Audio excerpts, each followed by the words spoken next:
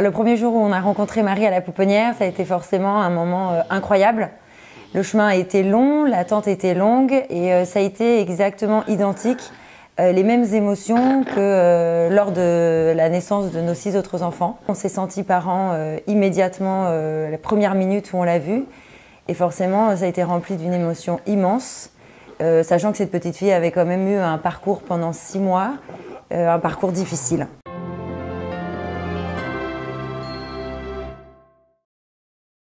L'idée de départ, c'était pas d'adopter un enfant handicapé, ça aurait été étrange, parce qu'on ne va pas spontanément vers un enfant handicapé. C'était un désir profond d'aimer un enfant qui avait besoin d'une famille.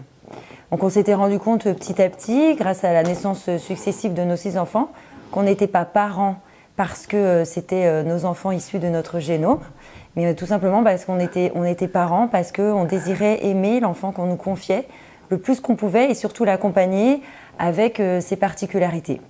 Et donc la notion, on va dire, l'envie d'adopter, cette envie d'aimer ses enfants, qui plus est pouvait avoir un handicap, s'inscrivait exactement dans cette démarche de départ. Marie a tellement provoqué de choses en nous et surtout au niveau de nos enfants que nos enfants nous ont demandé de recommencer. Et on s'est tourné donc naturellement vers une nouvelle adoption et on a pu avoir la chance d'accueillir Marie Garance il y a 1 an et demi.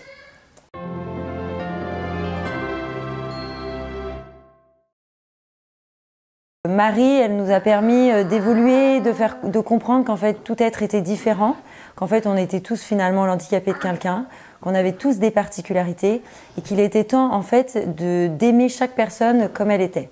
Marie Garance, ça a été encore plus profond et ça a provoqué des séismes encore plus violents parce que Marie Garance, elle est très fragile, beaucoup plus fragile que Marie. Elle aura beaucoup moins d'autonomie possible. Et on ne sait pas combien de temps on aura la chance de la serrer dans nos bras. Et donc Marie Garance m'a fait comprendre aussi que notre vie, elle était aussi par effet miroir. Il n'y avait pas que sa vie à elle qui était éphémère, que nous aussi on avait une finitude et qu'il était temps aussi de réfléchir à ça. Et donc avec Marie Garance, on apprend à savourer le quotidien en se disant que le lendemain n'existera pas forcément.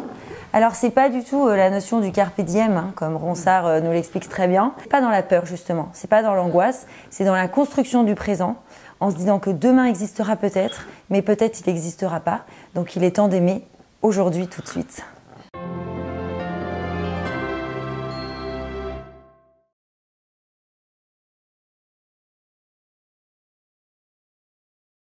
Très vite, après l'arrivée de Marie et la sortie du livre Tombée du nid, on a créé une association. On s'est très vite rendu compte que tout ça nous dépassait en fait et ne nous appartenait pas surtout.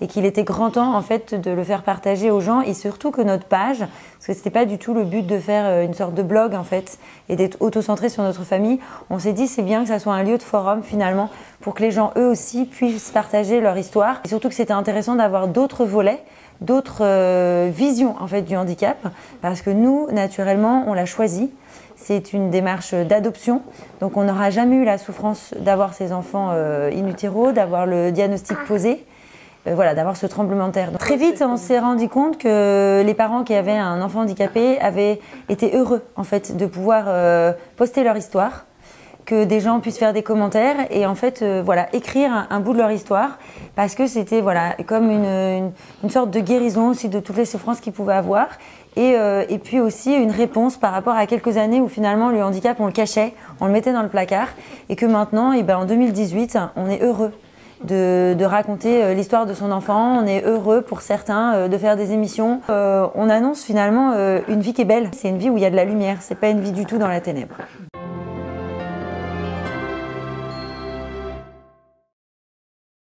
Depuis peu, depuis 1 an et demi, on travaille avec des amis à la création d'une école qui s'appelle l'école Saint-Philippe Néri et qui ouvrira ses portes en septembre à Vernouillet, donc tout près de chez nous. Et la grande particularité de cette école, c'est que ça va être une réelle école ouverte et il y aura au milieu de 26 élèves entre moyenne section et CM2, 2 petites filles trisomiques, dont Marie, la petite Marie tombée du nid, notre petite Marie, et une autre petite fille aussi qu'on a connue par la page Facebook Tombée du nid.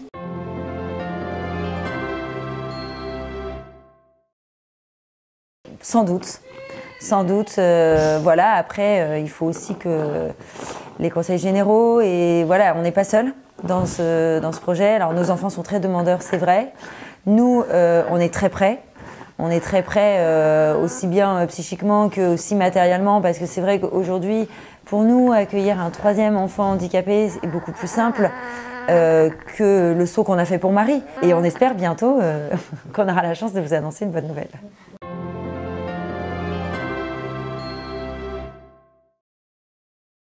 S'il y a peut-être une seule chose à dire, c'est que la vie avec un enfant handicapé, c'est possible. On minimise pas, bien sûr, toutes les familles qui ont énormément de souffrance et qui vivent les choses difficilement. Nous, c'est juste notre histoire. Donc, on ne fait pas de raccourcis. Et c'est pas parce qu'on raconte notre histoire, qui est, bien sûr, on a beaucoup de chance, une histoire heureuse, qu'on balaye aussi les histoires douloureuses pour les gens qui ont des enfants handicapés. Donc, notre seul message, ça sera une famille peut se construire avec un enfant handicapé et peut ne pas se détruire, c'est-à-dire nous c'est l'inverse, c'est-à-dire que nos petites filles sont nos ciments, le ciment de notre couple et le ciment pour nos autres enfants.